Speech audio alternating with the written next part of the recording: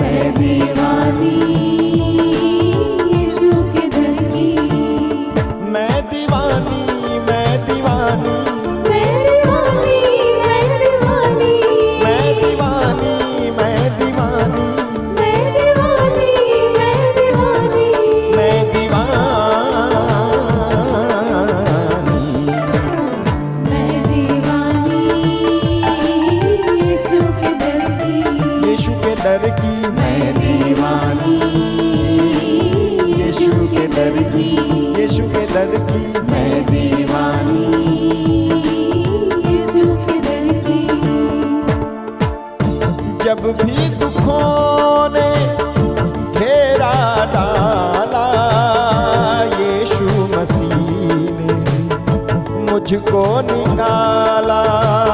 जब भी दुखों ने घेरा डाला, यीशु मसीह ने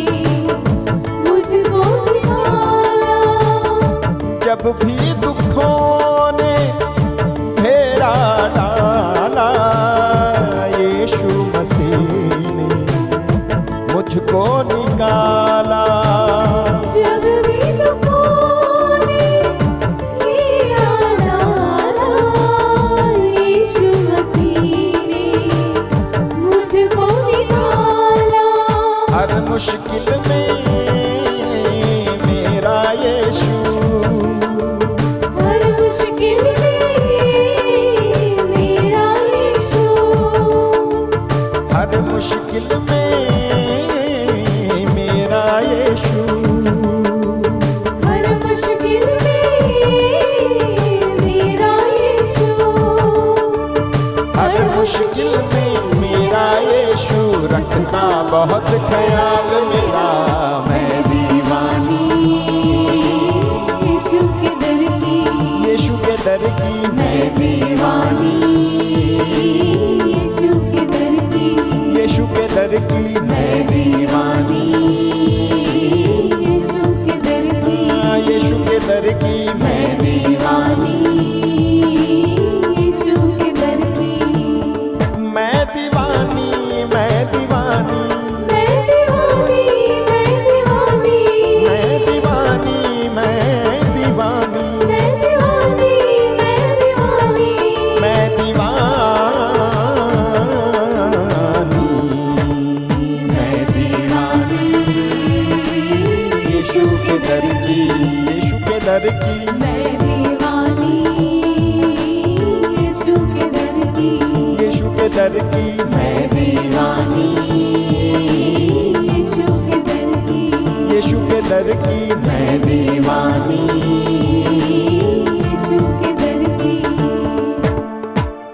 जो कुछ मांगो यीशु से मिलता, मकसद पूरा होता दिल का। जो कुछ मांगो यीशु से मिलता, मकसद पूरा होता दिल का। जो कुछ मांगो यीशु से मिलता, मकसद पूरा होता दिल का।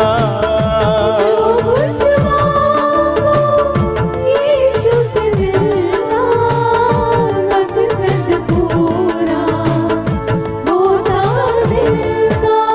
यीशु मसीह ने अपनी दया से, यीशु मसीह अपनी दया से, अपनी दया से, यीशु मसीह अपनी दया से, यीशु मसीह ने अपनी दया से मेरा हाल संवार दिया। मैं दीवानी यीशु के दर की, यीशु के दर की मैं दीवानी, यीशु के दर की, यीशु के दर की मैं दीवानी, यीशु के दर की, यीशु के दर की मैं दीवानी। यीशु के दर की। मैं दीवानी, मैं दीवानी, मैं दीवानी, मैं दीवानी, मैं दीवानी, मैं दीवानी, मैं दीवानी, मैं मैं दीवानी, दीवानी, मैं दीवानी, यीशु के दर की, यीशु के दर की मैं दीवानी, यीशु के दर की, यीशु के दर की मैं दीवानी, यीशु के यीशु के दर की मैं दीवानी। यीशु के दर की। एक यहोवा मेरा मालिक, धरती अंबर का वो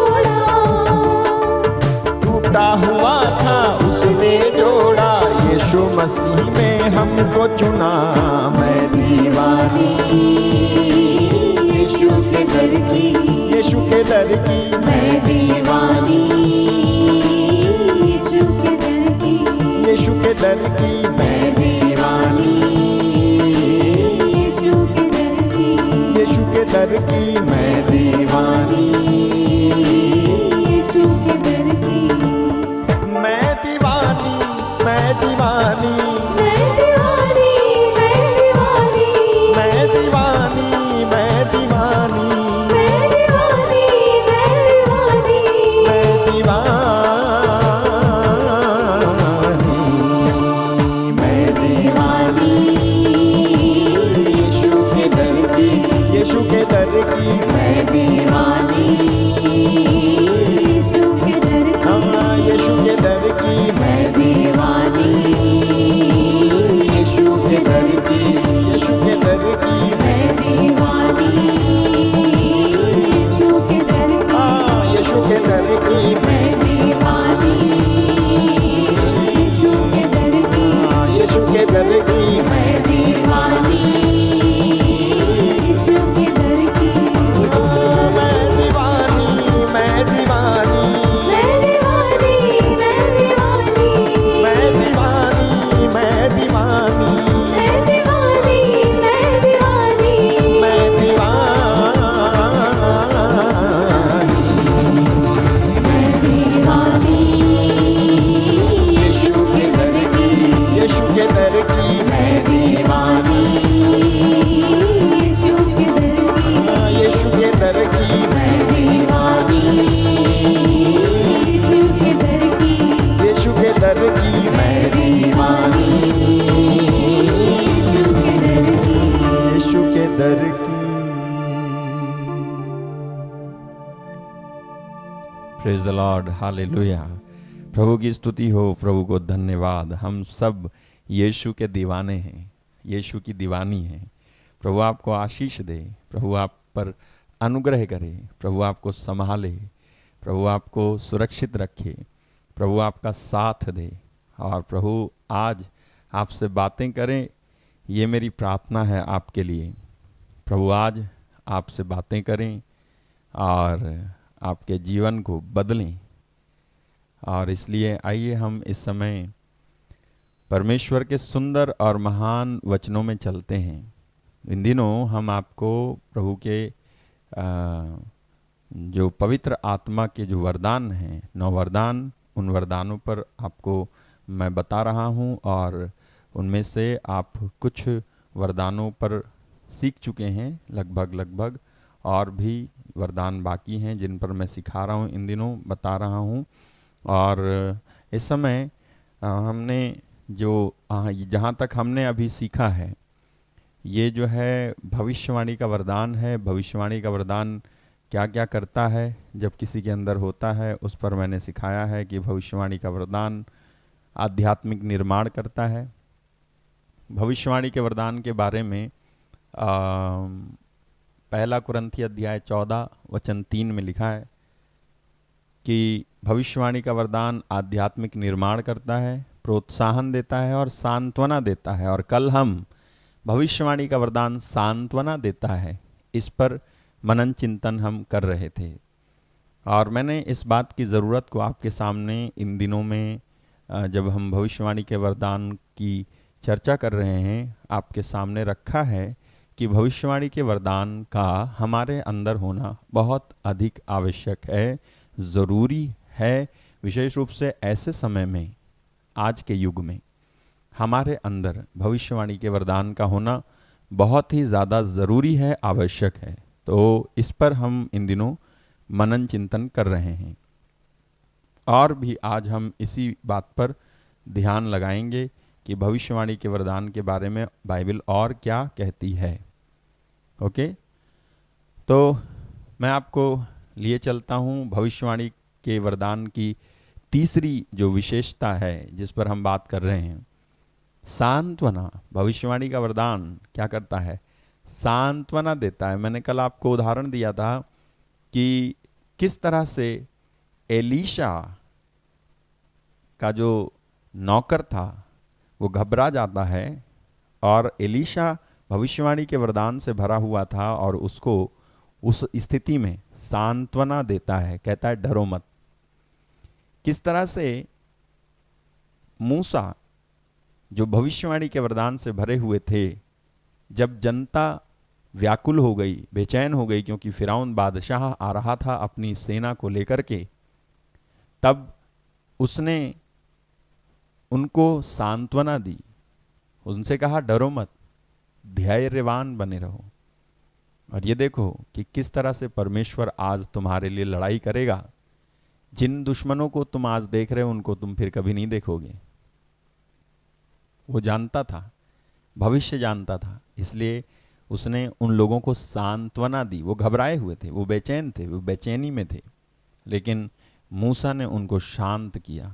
भविष्यवाणी के वरदान के द्वारा सांत्वना उत्पन्न होती है। मैंने आपको बताया कि एलियाह के ज़माने में एक विधवा थी जो सरेप्ता नगर की विधवा कहलाती थी, और किस तरह से वो गरीब हो गई थी और अपने बेटे के लिए एक मुट्ठी आटा पका के उसको खिला के खुद खा के मर जाने के विचार से भरी हुई दुखी निराश थी। और एलियाह वहाँ पहुँच जाता है और उससे कहता है डर मत।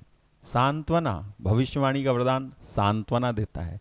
मैंने आपको बताया यीशु मसीह ही ने जब मत्ती के सुसमाचार के 24वें अध्याय में भविष्यवाणी की कि क्या क्या होगा अंत के दिनों में, तो उन्होंने सांत्वना दी, साथ साथ में लोगों को बताया कि राज्य के विरुद्ध राज्य, राष्ट्र के विरुद्ध राष्ट्र, और जहाँ तहाँ भूकंप होना, महामारियाँ फैलना और तमाम प्रकार के युद्धों की चर्चा होना, ये सब तुम सुनोगे, लेकिन तुम इससे घबराओगे नहीं, धैर्यवान बने रहोगे, तुम धीरज से अपनी आत्माओं को बचा लोगे।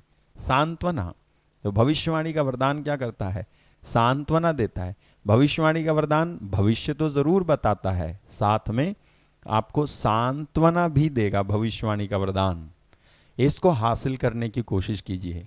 मैंने कल आपको बताया उपदेशक अध्याय 8 वचन 6 और 7 में कि वहाँ क्या लिखा है। मनुष्य के लिए सबसे ज़्यादा दुख की बात यह है कि वो अपना भविष्य नहीं जानता है। मनुष्य सबसे ज़्यादा इस बात से चिंतित नहीं है कि क्या हो गया था या क्या हो रहा है। सबसे ज़्यादा चिंता मनुष्य के अंदर, सबसे ज़्यादा डर मनुष्य के अंदर इस बात का भरा हुआ है कि अब क्या होगा, है ना। मैंने आपको कल बताया था कि ये भविष्यवाणी का वरदान यदि आपके अंदर नहीं है तो कितनी बार आपको आपके ही परिवार के लोग और समाज और पड़ोसी धोखा दे करके चले जाएंगे और आप धोखे के शिकार होंगे और आपको समझ में नहीं आएगा कि क्या करें। ये भविष्यवाणी का वरदान यदि आपके अंदर होगा तो आपको धोखा देने से लोग डरेंगे, उनको समझ में आएगा कि इनसे ज़्यादा कुछ कहने की ज़रूरत नहीं है, इनको सब मालूम है, क्योंकि वो जानेंगे, पहचानेंगे कि आपके अंदर भविष्यवाणी का वरदान है। नहीं तो आपको धोखा दे देंगे, धोखा दे देंगे। मैं आपको बताऊं, आपको जानना चाहिए, भविष्य के बारे में ज्ञान होना चाहिए। ये परमेश्वर की इच्छा और योजना के अंतर्गत है। मैं कुछ ऐसा नहीं सिखा रहा हूं जो आपको सूट नहीं करता हो, और बाइबल में भी ऐसा कुछ लिखा नहीं है जो आपको सूट ना करे। सब कुछ ऐसा लिखा है कि आपको सूट कर सकता है, यानी आपको रास आ सकता है। ऐसी कोई भी बात जो कहो आपकी इम्पॉसिबल है हमारे लिए, आप कहो कि लिखी है बाइबल में, तो ऐसा नहीं है। ऐसी कोई भी बात बाइबल में नहीं लिखी है जिसे कोई कहे कि इम्पॉसिबल है या हम कर नहीं सकते या ऐसा हो ही नहीं सकता है। ऐसा कैसे हो सकता है? ये तो असंभव है। देखो, असंभव को भी संभव करने के लिए परमेश्वर ने अपने पुत्र यीशु मसीह को भेजकर उस पुत्र के द्वारा हमें भी ये आशीर्वाद दिया है कि हम भी उन सारी असंभव बातों में जीवन जी सकते हैं। और शैतान ने कुछ बातों के द्वारा कुछ चीज़ों को असंभव बना रखा है, लेकिन वास्तव में ये असंभव नहीं है ना। किसी को अगर एड्स हो जाता है तो उसके लिए वो सोचने लगता है कि अब तो मैं ठीक हो ही नहीं सकता। कैंसर हो जाता है तो सोचता है कि अब तो मैं ठीक हो ही नहीं सकता हूँ, है ना। कोई जटिल बीमारी हो जाती है, वो सोचता है अब तो मैं ठीक हो ही नहीं सकता हूँ। लेकिन मैं आपको बताऊँ, ऐसा कुछ भी नहीं है कि हो नहीं सकता है। यीशु मसीह ने कहा अपने वचन में कि विश्वास करने वालों के लिए सब कुछ हो सकता है। मार्क चैप्टर 9 में वर्स 23 में विश्वास करने वालों के लिए सब कुछ संभव है, हो सकता है। मार्क चैप्टर 22 है शायद, जहाँ पर नहीं, मार्क चैप्टर 22 नहीं है, 16 ही है। मैथ्यू 22 है शायद, जहाँ पर लिखा है कि विश्वास अगर तुम करो, तुम्हें संदेह ना हो और इस पहाड़ से कहो यहाँ से वहाँ सरक जा, तो वो सरक जाएगा, तुम्हारी बात मान लेगा, तुम्हारे लिए कुछ भी कठिन नहीं होगा। तो मैं क्या कहना चाह रहा हूँ, ऐसा कुछ भी बाइबल में नहीं लिखा है जिसे आप कहो कि कठिन है। ये आप अगर कहो कि ये तो बस भैया आप कह रहे हो, लेकिन जो प्रैक्टिकल जो एक्सपीरियंसेस हैं वो अलग हैं, प्रैक्टिकली अलग होता है, और जो ये लिखा है वो अलग होता है। देखो ऐसा है कि अगर आप ऐसा भी सोचते हो कि आपके प्रैक्टिकल अनुभव क्या है क्या नहीं है, तो भी मैं कहूँगा ऐसा नहीं है।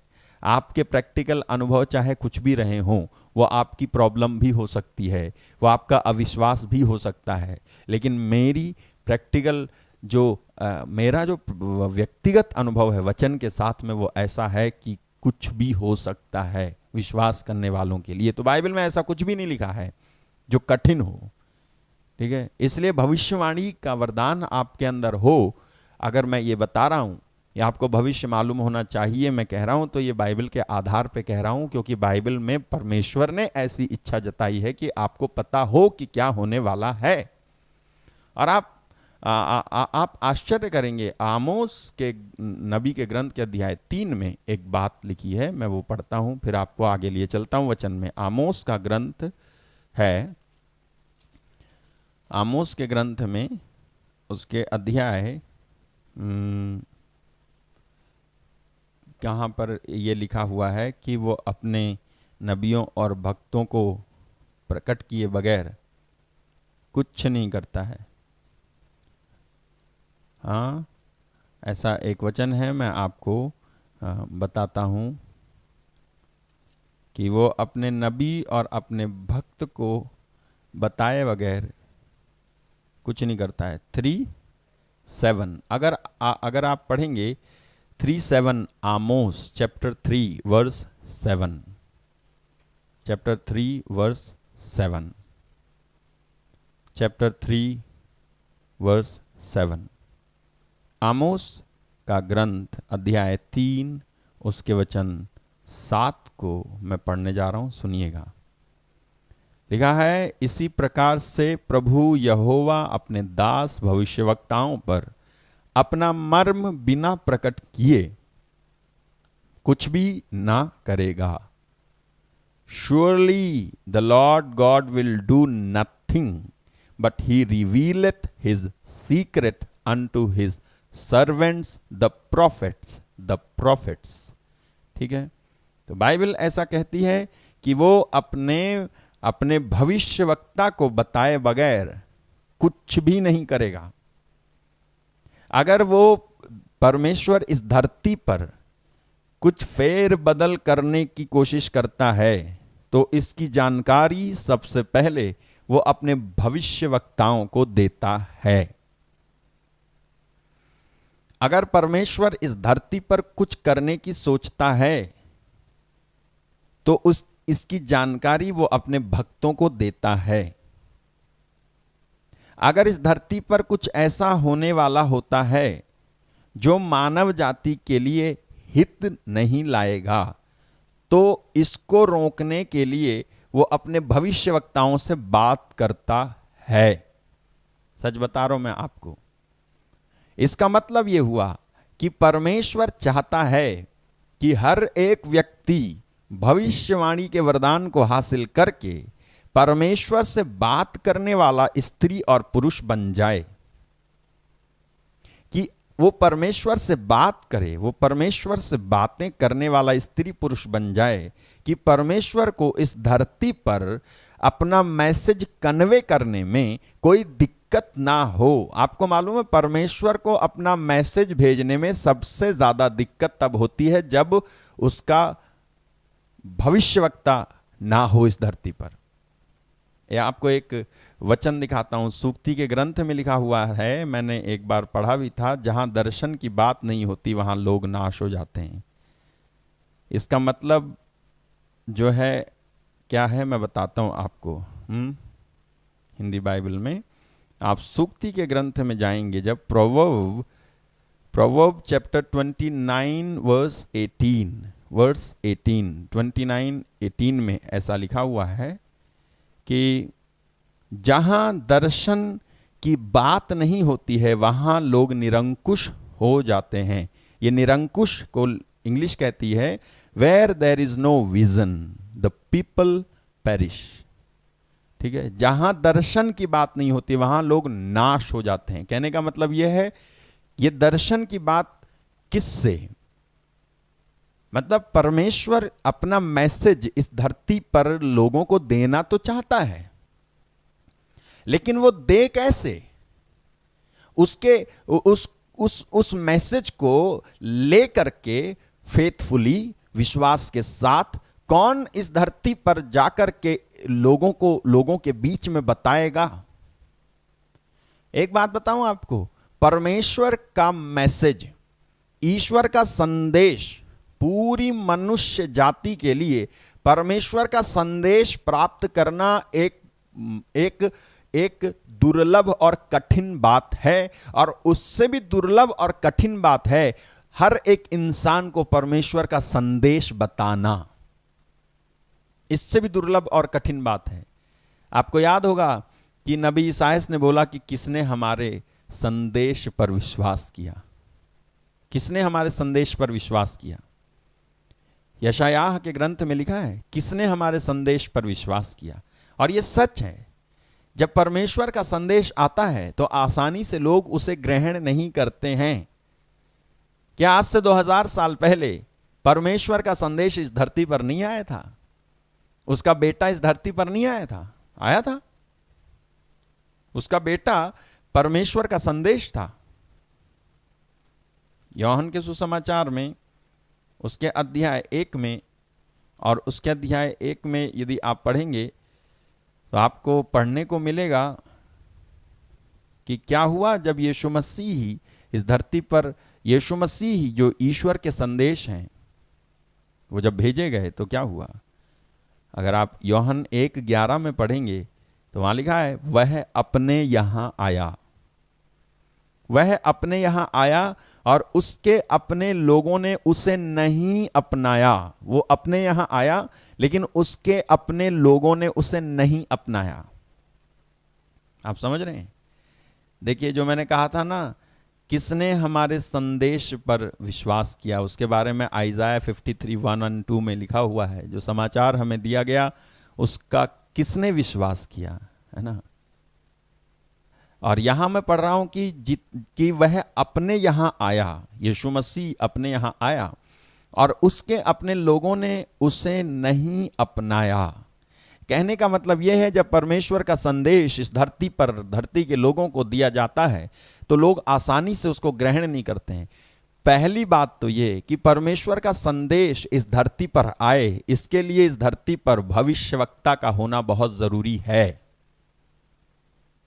आप मुझे एक उदाहरण बता दो बाइबल से जहां पर परमेश्वर ने अपने भविष्यवक्ता को छोड़कर किसी और से बात की हो। जो कुछ वो करने वाला था इस धरती पर, उसको उसने अपने भविष्यवक्ता के अलावा और किसी को बताया हो तो आप मुझे बता दो। एक भी उदाहरण आप नहीं दे पाएंगे पूरी बाइबल से और ना ही इतिहास में से कि जहां परमेश्वर ने अपने भविष्यवक्ताओं को ना बताया हो और दूसरों को पहले बताया हो। सबसे पहला जो मैसेज दिया जाता है वो भविष्यवक्ताओं को दिया जाता है, भविष्यवाणी का वरदान प्राप्त लोगों को दिया जाता है, जिससे कि वो लोगों को बता सकें। यीशु मसीह के 700 साल पहले ही नबी यशायाह को, ईसायास को यीशु मसीह के बारे में, आने के बारे में बताया गया था। समझ रहे हैं आप? यीशु मसीह के बारे में बताया गया था कि ये मैं अपने बेटे को भेजूंगा। उसने किसी ऐसे से बात नहीं की थी जो भविष्यवक्ता नहीं था, उसने ऐसे से बात की जो भविष्यवक्ता था, जिसके अंदर भविष्यवाणी का वरदान काम कर रहा था। परमेश्वर आज भी ऐसे लोगों को ढूंढ रहा है जो उसके भविष्यवाणी के वरदान को पाना चाहते हों, जो उससे प्रार्थना कर रहे हैं कि प्रभु मुझे भविष्यवाणी के वरदान से भर दीजिए। अगर आप यशायाह नबी की पुस्तक ईसायास के ग्रंथ के अध्याय 6 में चले जाओ तो वहाँ पर आपको परमेश्वर बात करते हुए नजर आएंगे और वहाँ पर किस तरह की बातें होती हैं आप देखिए। आइज़ाया चैप्टर 6 वर्स 8 में लिखा हुआ है, लिखा है कि मुझे प्रभु की वाणी यह कहते हुए सुनाई पड़ी, मैं किसे भेजूं,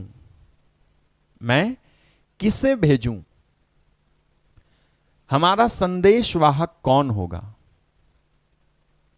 मैं किसे भेजूं, हमारा संदेशवाहक कौन होगा। आपको मालूम है परमेश्वर इस धरती पर लोगों की तलाश में है। कैसे लोगों की तलाश में है? हाँ, मैं किसे भेजूं, इसका मतलब वो सबको नहीं भेज सकता है, वो सबों को नहीं भेज सकता है कि जाओ तुम भी जाओ मेरा संदेश सुनाओ और तुम भी जाओ मेरा संदेश सुनाओ और तुम भी जाओ मेरा संदेश सुनाओ। ऐसा नहीं कर सकता, वो सबों को नहीं भेज सकता है। वो कहता है मैं किसे भेजूं। इसका मतलब यह है कि कौन है विलिंग पर्सन, कौन है ऐसा जो इच्छा रखता हो कि मुझे भेज। कौन है ऐसा इस धरती पर जो इच्छा रखता हो कि मैं बनूंगा परमेश्वर का संदेशवाहक। कौन है ऐसा व्यक्ति जो यह सोचता हो कि मैं बनूंगी उसकी संदेश वाहनी, उसका संदेश सुनाने वाली, उसके मुंह का संदेश सुनाने वाला मैं बनूंगा, मैं बनूंगी। कौन है ऐसा? वो परमेश्वर कहता है मैं किसे भेजूं, मैं किसे भेजूं।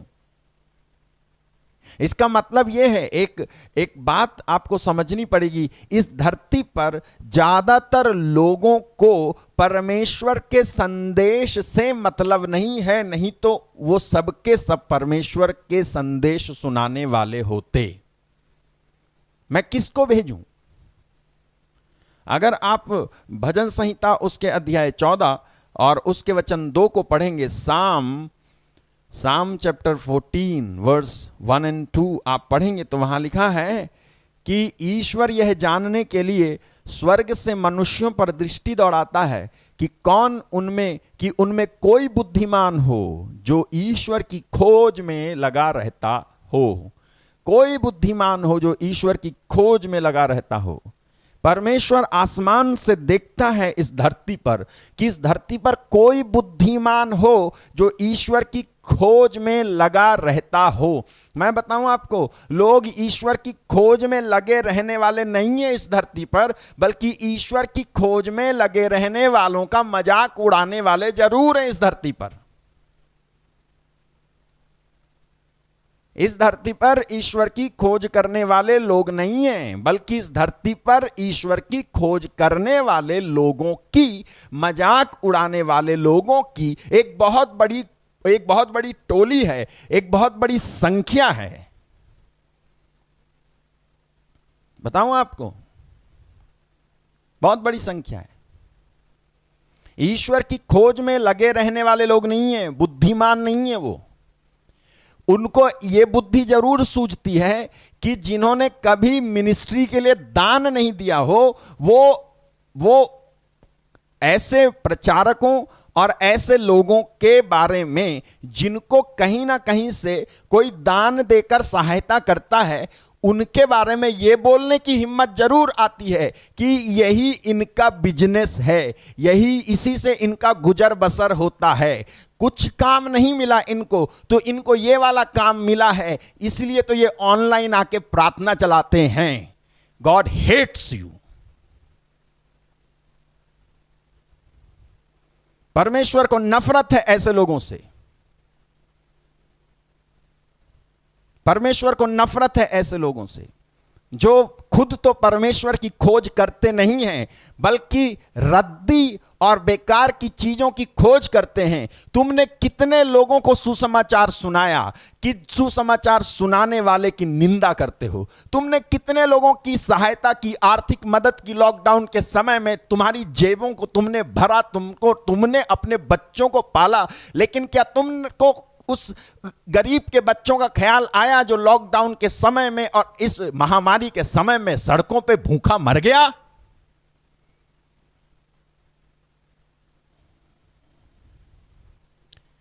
मेरे भाई मेरी बहन, परमेश्वर स्वर्ग से दृष्टि दौड़ा करके देखता है।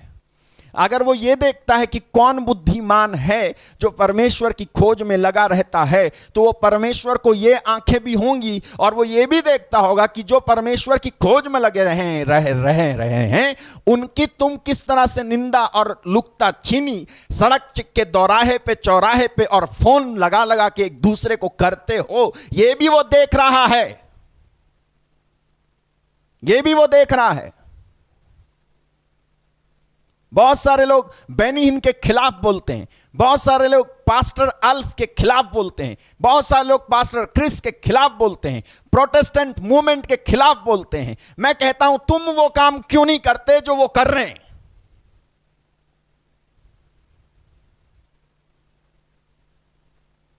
जो चैलेंजेस वो ले रहे हैं वो चैलेंजेस तुम क्यों नहीं ले लेते?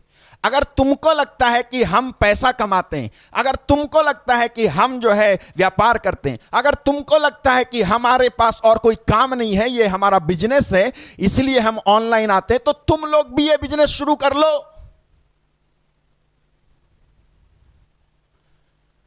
अगर किसी को ऐसा लगता है, तुमने 1 रुपया किसी को दान नहीं दिया होगा, तुमने 1 रुपया किसी को दिया नहीं होगा, किसी गरीब की मदद की नहीं होगी, लेकिन बोलने के लिए तुम्हारे चौड़े चौड़े मुंह जरूर खुल गए होंगे।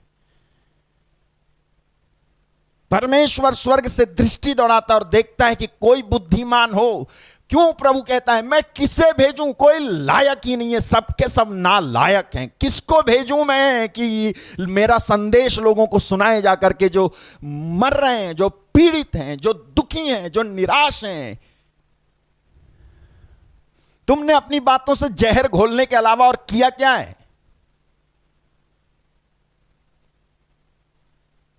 तुम अपने ही परिवार को ठीक नहीं कर सकते, तो तुम जो है दूसरों पर उंगली उठाने की हिम्मत कैसे करती हो?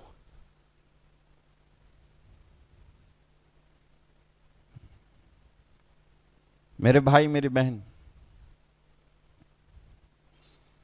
एक बार मुझसे किसी ने बहुत समय पहले बोला कि मतलब मुझसे कहा आप तो पैसे के लिए सेवा करते हो, पैसे के लिए सेवा करते हो। मैंने कहा मैं पैसे के लिए सेवा नहीं करता हूं।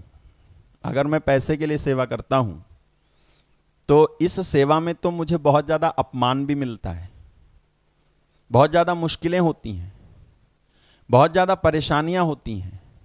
लोग ऐसी ऐसी बात कह देते हैं कि घर आकर खाना खाने का मन नहीं होता है। लोग ऐसी ऐसी बात कह देते हैं कि पूरी पूरी रात गुजर जाती है, आंख खुली रहती है, सो नहीं पाता हूं। लोग बहुत ज्यादा ऐसा बदनाम कर देते हैं जो बातें एग्जिस्टेंस में नहीं है, जो बातें है ही नहीं, वास्तविक है ही नहीं, प्रेजेंट में है ही नहीं, ऐसी बातों का लालछन लगाते हैं। यह भी मैं सुनता हूं। तो भाई इतनी ज्यादा बदनामी, इतना ज्यादा अपमान सह करके मैं पैसे के लिए ये वाला काम करने से एक अच्छी नौकरी ना कर लूं दूसरी? और अगर मैं पैसे के लिए काम करता हूं तो तुम भी कर लो ना ये वाला काम, और करके देख लो। तुम वो मत बनो जो समुद्र के किनारे खड़े होकर के लतीफे मिला रहा है और कह रहा है कि समुद्र इतना गहरा है। तुम इस समुद्र में कूद के देखो, तब तुम्हें पता चलेगा समुद्र कितना गहरा है। तब तुम्हें पता चलेगा तुम्हारे पैर नीचे टिकते हैं या नहीं टिकते हैं। तब तुम्हें पता चलेगा कि लहरें कितनी स्ट्रांग हैं। तब तुमको पता चलेगा पानी किस तरह से मुंह में भर जाता है। तब तुमको पता चलेगा कि आंखें खोलना कितना मुश्किल होता है। तब तुमको पता चलेगा कि गहराई सच में भयानक है। तब तुमको पता चलेगा कि मौत का सामना हर दिन करना पड़ता है। तब तुमको पौलुस की उस बात का अंदाजा होगा जब उसने कहा कि मैं यीशु मसीह के वजह से हर दिन मृत्यु का सामना करता हूं। मेरे भाई मेरी बहन, ये होगा, मैं कहता हूं लोग करते होंगे पैसे के लिए सेवा, करते होंगे, मैं नहीं करता हूं। मेरे भाई मेरी बहन, मैंने उनको जवाब दिया, इतना ज्यादा अपमान, इतनी ज्यादा निंदा सह करके मैं क्यों इसमें टिका हुआ हूं, मैं क्यों खड़ा हुआ हूं? मैं इसलिए खड़ा हुआ हूं क्योंकि मैं चुना गया हूं, ये काम करने के लिए मैं चुना गया हूं। ये मेरा प्रोफेशन नहीं है, ये मेरी बुलाहट है। There is big difference between profession and vocation. Profession और वोकेशन में अंतर है।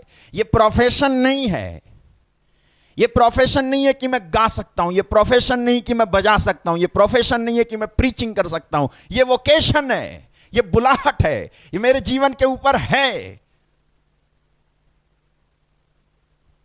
कई बार मैं तैयारी करके नहीं आता हूं, फिर भी बोल पाता हूं। मैं जानता हूं इसलिए क्योंकि ये बुलाहट है, मेरे ऊपर रखी हुई है। ये मेरे भाई मेरी बहन, परमेश्वर कहता है किसको भेजूं मैं, किसको भेजूं? कौन हमारा संदेशवाहक बनेगा? कौन मेरे सुसमाचार को लेकर के जाएगा? कौन मेरे भविष्यवाणी के शब्द को लेकर के जाएगा और लोगों को बताएगा? बेचारे एक दो लोग तैयार भी होते हैं, तो ऐसे लोग खड़े होकर के, उनको कुछ नहीं करना है, शैतान के द्वारा दी हुई ड्यूटी निभा रहे हैं। शैतान के द्वारा दी हुई ड्यूटी निभा रहे हैं, ड्यूटी। इसमें कुछ रिलीजियस भी शामिल हैं, तो कुछ पास्टर्स भी शामिल हैं, तो कुछ आम लोग, सो कॉल्ड क्रिश्चियंस, ऐसे मसीही लोग जो अपने आप को चर्च जाने के बात में धर्मी तो समझते हैं, लेकिन धार्मिकता की असली तह तक अभी तक पहुंचे नहीं हैं, वचन की असली तह तक अभी तक पहुंचे नहीं हैं। उनको चर्च जाने की बात, उनको कर्मकांड करने की बात पर बहुत ज्यादा गर्व है। उनको इस बात पे बहुत ज्यादा गर्व है कि आप 4 पीढ़ियों से ईसाई हो, लेकिन आपको इस बात की अकल तक नहीं है। अगर 4 पीढ़ी के ईसाई हो तो तुम्हारे अंदर एक प्रचारक की इज्जत करने वाली इज्जत क्यों नहीं है? वो शब्द क्यों नहीं है? मेरे भाई मेरी बहन, ऐसी मसीहत आपको स्वर्ग नहीं पहुंचाएगी। ऐसे संकुचित दिमाग लेकर के, एक नैरो माइंड लेकर के आप परमेश्वर के राज्य में दाखिल होना तो दूर उसे देख भी नहीं पाएंगे। मेरे भाई मेरी बहन, इसलिए परमेश्वर कहता है कि वो स्वर्ग से दृष्टि दौड़ा के देखता है, किसको भेजूं मैं? कोई है बुद्धिमान? कोई नहीं है बुद्धिमान। बुद्धिमानी तो उनकी इस बात में है कि किसी की लुकता छीनी कर दो, किसी को बुरा कह दो, किसी पे शक कर दो, किसी को बदनाम कर दो, किसी को बेकार कर दो। अरे तुम होते कौन हो किसी को बदनाम करने वाले है? तुम होते कौन हो इस जगत के? तुम क्या परमेश्वर हो? तुम क्या ईश्वर के भेजे हुए दूत हो? तुम कौन हो? तुमको क्या परमेश्वर ने अपॉइंट किया है कि सबकी तुम जो है खबर रखना है?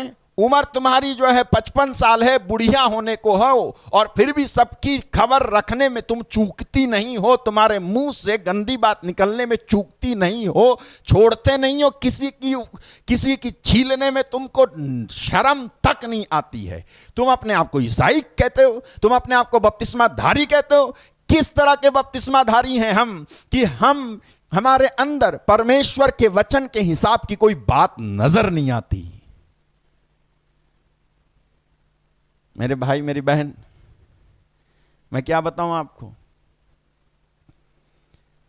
मैं क्या बताऊं आपको, ऐसी जहां दर्शन की बात नहीं होती है, जहां दर्शन की बात नहीं होती, वहां पर लोग नाश हो जाते हैं। नाश, people perish where there is no vision. जहां दर्शन की बात नहीं होती वहां लोग नाश हो जाते हैं, नाश। परमेश्वर ने कहा मैं किसको भेजूं? तो यशायाह वहां पर खड़ा था, वो कहता है मुझे भेज, मेरे अंदर इच्छा है, आई एम रेडी, मुझे भेज, मैं तेरा भविष्यवक्ता बनूंगा, मुझे भेज दे। क्या ऐसी इच्छा हमारे अंदर है? नहीं है। लेकिन हमारे अंदर दूसरों को अंडर एस्टिमेट करने की आदत है, दूसरों को पैर पकड़ के पीछे खींच लेने की आदत है। मालूम है, मैंने बहुत समय पहले बोला था केकड़ा, ऐसी केकड़े हैं हम में से बहुत सारे लोग। ठीक है, बुरा ना मानो तो मैं आपको उदाहरण देता हूं। आपने बहुत समय पहले सुना था, एक आदमी, एक प्रदर्शनी लगी हुई थी, एग्जीबिशन था, एक प्रदर्शनी में केकड़े, टोकरी में केकड़े लेके, एक गहरी सी टोकरी में केकड़े लेके जा रहा था और प्लेन में गया। प्लेन में वो केकड़े लेके चढ़ गया, उसको वहां पर बैठने दिया और जो है उसने उसका ढक्कन, मुंह पे ढक्कन नहीं लगाया था, तो उसके पड़ोस में जो बैठा था वो कहता है, भाई साहब इसको तो बंद कीजिए, ये बाहर निकल आए तो एक दूसरे को काट लेंगे, ये तो काट लेंगे, कैंची चला देंगे।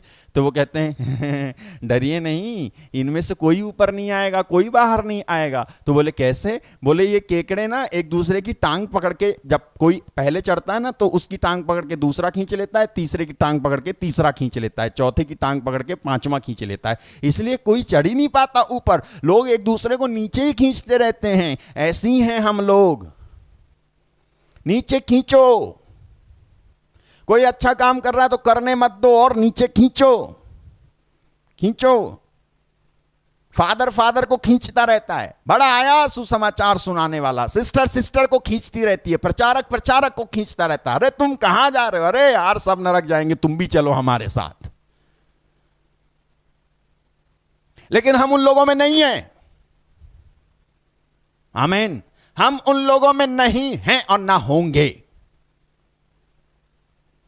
हम टांग नहीं खींचेंगे, बल्कि हम धक्का देके और चढ़ा देंगे, ऊपर चढ़ जाओ। आमीन, हालेलुया। मेरे भाई मेरी बहन, परमेश्वर ऐसे लोगों की तलाश में है जो उसकी खोज में लगे रहते हो, जो बुद्धिमान हैं, जो उसकी खोज में लगे रहते हैं, वो बुद्धिमान हैं। परमेश्वर उनको अपना संदेश वाहक बनाना चाहता है। वो चाहता है उसका मैसेज फैल जाए, वो चाहता है उसकी भविष्यवाणी की बातों को लोगों तक पहुंचाया जाए। और मैं आपको बताऊं, देखो, परमेश्वर चाहता है उसकी भविष्यवाणी की बातों को लोगों तक पहुंचाया जाए, इसलिए मैं आपको बाइबल से ये उदाहरण दे रहा हूं कि भविष्यवाणी की बातों को क्यों लोगों तक पहुंचाया जाए। क्योंकि लोग अशांत हैं, लोग बेचैन हैं, लोग व्याकुल हैं, लोग कंफ्यूज हैं, लोग दुखी हैं, लोग टूट गए हैं, चकनाचूर हो गए हैं, बिखर गए हैं, अंधेरे में हैं, शैतान उनको डरा रहा है, परेशानी में हैं, पीड़ित हैं, बेचारे हद से ज्यादा टूट गए हैं। यह भविष्यवाणी का संदेश ही होता है, यह भविष्यवाणी ही होती है जो हमें सांत्वना देती है, हमें प्रोत्साहन देती है, हमें उम्मीद देती है, हमें आशा देती है। इसीलिए परमेश्वर के दास पौलुस ने लिखा कि तुम लोग भविष्यवाणी के वरदान की मांग करो, तुम लोग भविष्यवाणी के वरदान को मांगो, क्योंकि भविष्यवाणी के वरदान में सांत्वना, प्रोत्साहन, आध्यात्मिक निर्माण, ये सब शामिल है। ठीक है, तो मैं ये सांत्वना, भविष्यवाणी जो है सांत्वना देती है, इसके बारे में आपको मैं बता रहा हूं। ठीक है, भविष्यवाणी जो है सांत्वना देती है। बिना इस भविष्यवाणी के वरदान के हम ना अय्यूब के 3 मित्रों की तरह होंगे। बिना भविष्यवाणी के वरदान के हम अय्यूब के 3 मित्रों के जैसे होंगे। अय्यूब के जो 3 मित्र थे, उनके बारे में, अय्यूब के 3 मित्रों के बारे में आपको अय्यूब के ग्रंथ के अध्याय 16 उसके वचन 2 में आपको पढ़ने को मिलेगा। अय्यूब के 3 मित्रों के बारे में अय्यूब के ग्रंथ के अध्याय 16 और उसके वचन 2 में लिखा है। सुनिए, लिखा है, मैं इस तरह की बहुत सी बातें सुन चुका हूं, तुम सबके सब दुखदाई सांत्वना दाता हो। तुम सबके सब दुखदाई सांत्वना दाता हो। ठीक है, लिखा है मिजरेबल कंफर्टर्स, मिजरेबल कंफर्टर्स। तुम सबके सब दुखदाई सांत्वना दाता हो। तुम मुझे सांत्वना नहीं दे रहे हो, बल्कि तुम जो सांत्वना दे रहे हो वो दुखदाई है। तुम मुझे सांत्वना नहीं दे रहे, दुखदाई सांत्वना दाता हो। अय्यूब के 3 मित्र जो थे वो अय्यूब के पास आए थे उसको देखने और उसके साथ उसके दुख में शामिल होने के लिए, लेकिन जो कुछ उन्होंने किया उससे समझ में आता है कि वो अय्यूब के साथ दुख में शामिल होने नहीं आए थे, बल्कि अय्यूब के दुख का विश्लेषण करने के लिए, अय्यूब के दुख की जांच करके उसको दोषी ठहराने के लिए पहुंचे थे। ऐसे थे ये लोग। ओके, ऐसे थे ये लोग। तो देखिए यहां पर अय्यूब कहता है तुम सबके सब मिजरेबल कंफर्टर्स हो, तुम सबके सब दुखदाई सांत्वना दाता हो। इसके बारे में अय्यूब अध्याय 26 वचन 2 और 3 से भी मैं पढ़ देता हूं। वहां लिखा है, तुम निर्बल की कैसी सहायता करते हो, तुम आसक्त बाह को कैसे संभालते हो, तुमने अज्ञानी को कैसा परामर्श दिया, तुमने विवेक का कितना अच्छा प्रदर्शन किया है। ठीक है, इस तरह से वो कहता है तुम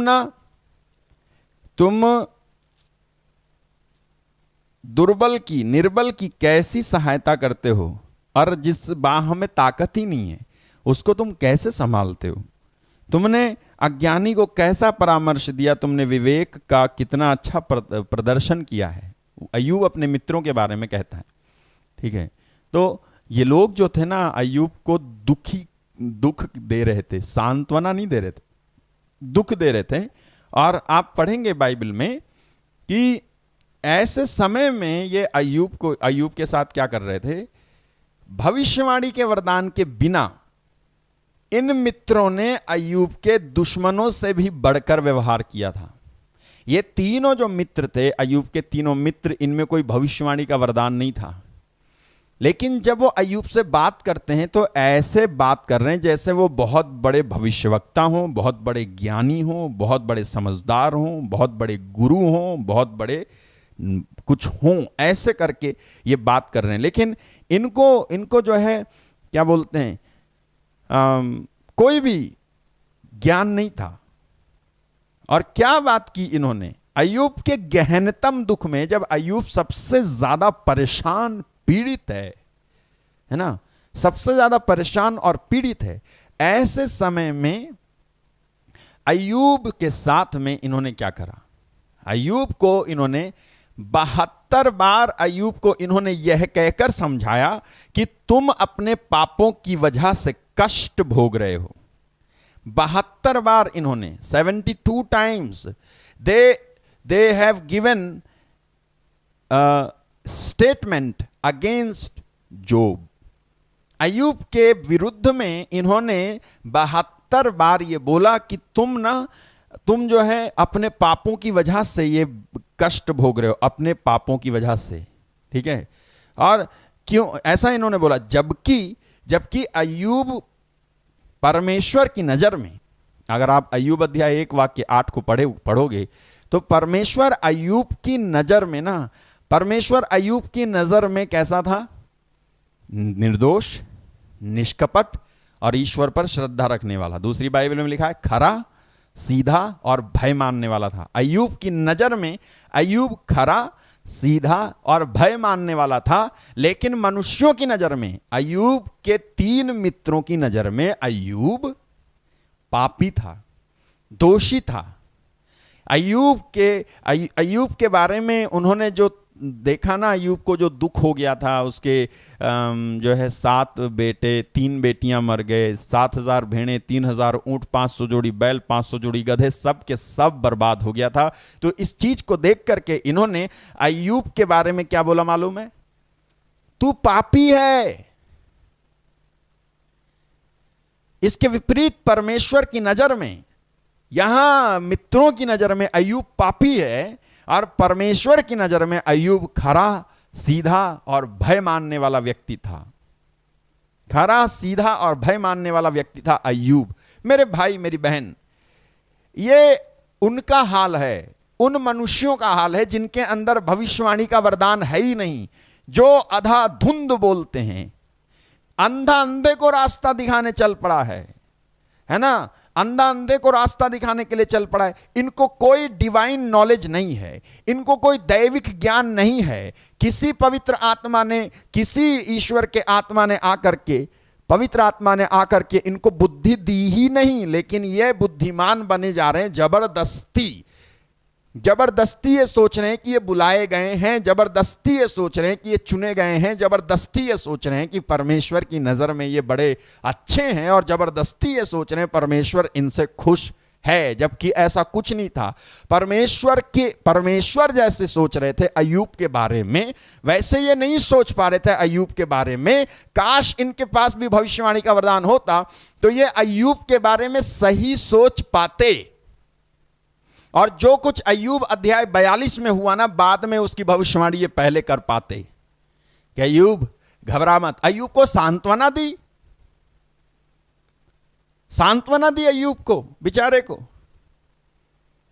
और तुमने उसको बोला पापी है तू। अरे